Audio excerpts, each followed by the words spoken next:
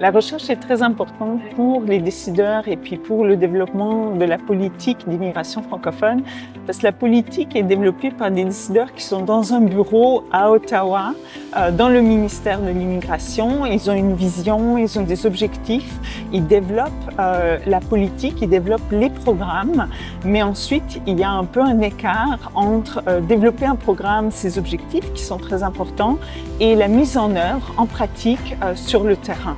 Et l'immigration francophone est quelque chose de très innovant. C'est un programme qui n'existe nulle part ailleurs. C'est un programme d'immigration en contexte minoritaire.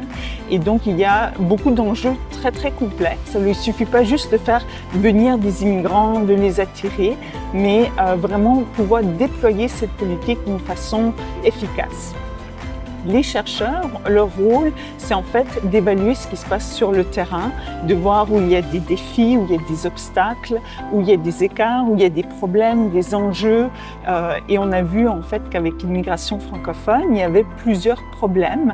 Donc la politique avait été bien conçue, mais après la mise en pratique n'a pas été aussi facile qu'on aurait pu le souhaiter.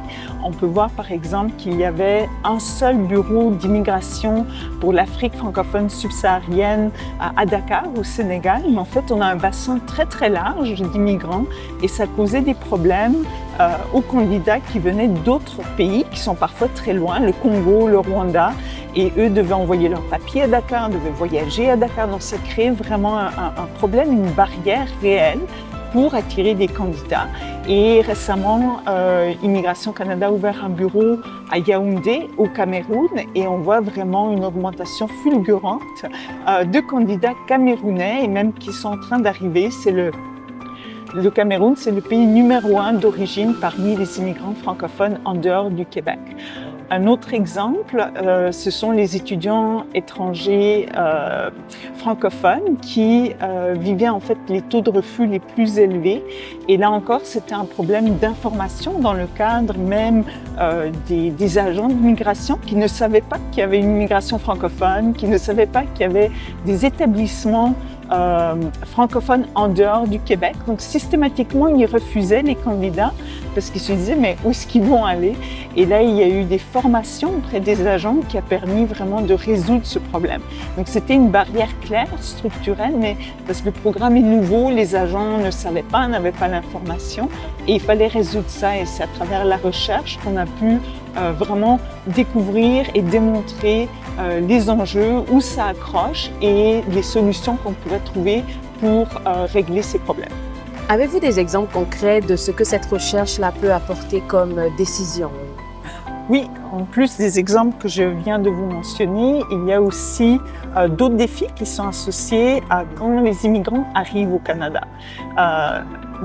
Au début en fait, du lancement de la politique d'immigration francophone, les communautés francophones étaient invisibles. Donc les immigrants arrivaient et n'arrivaient pas à les trouver. On leur avait dit qu'il y a des communautés francophones, mais si vous n'êtes pas un francophone ici, vous ne savez pas comment trouver ces communautés parce que nous sommes en contexte minoritaire.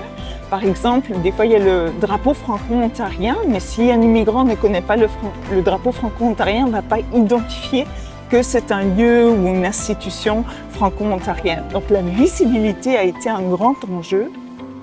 Et IRCC a financé des initiatives fantastiques. Une qui est très, très originale, c'est en fait mettre un kiosque à l'aéroport de Pearson. Et quand les immigrants arrivent, tout de suite, il y a un kiosque qui peut soit les diriger vers d'autres communautés en dehors de l'Ontario, ou leur donner des informations en Ontario où trouver, parler des écoles, parler des communautés accueillantes, etc. Donc, un autre exemple, c'est les communautés francophones accueillantes qui étaient de 14 au début et 24 maintenant à travers le Canada, où c'est les communautés elles-mêmes qui ont identifié un enjeu que vivaient les immigrants ou qu'elles avaient pour accueillir les immigrants et ont développé un programme spécifique à leur région pour aider les immigrants. Ça peut être des programmes de jumelage, de foires en emploi, pour les familles dans les écoles. Donc, ces communautés accueillantes ont fait une grande différence dans leur communauté spécifique.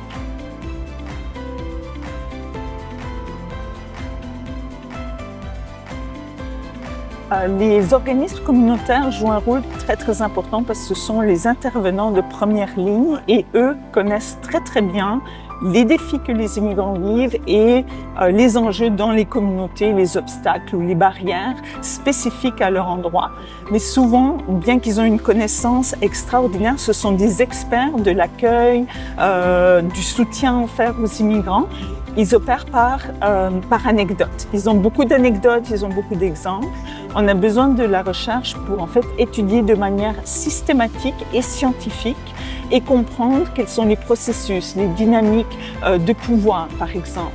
Comment les rapports minoritaires, majoritaires, les barrières liées aux identités intersectionnelles, par exemple. On a besoin de cette recherche pour systématiser les connaissances du milieu communautaire et ensuite pouvoir mieux identifier où exactement sont les enjeux et déployer des programmes, des stratégies, des initiatives qui vont pouvoir en fait résoudre le problème, identifier le défi et comment l'aborder, identifier aussi quels sont les acteurs qui doivent être mobilisés autour des enjeux spécifiques et aussi en fait convaincre IRCC, nos gouvernements de donner du financement. C'est comme ça que les communautés francophones accueillantes ont été en fait mises en place. Nous avons mené des recherches qui ont vraiment trouvé les problèmes et qui ont aidé les organismes communautaires et l'IRCC à financer des programmes pour adresser ces différentes barrières.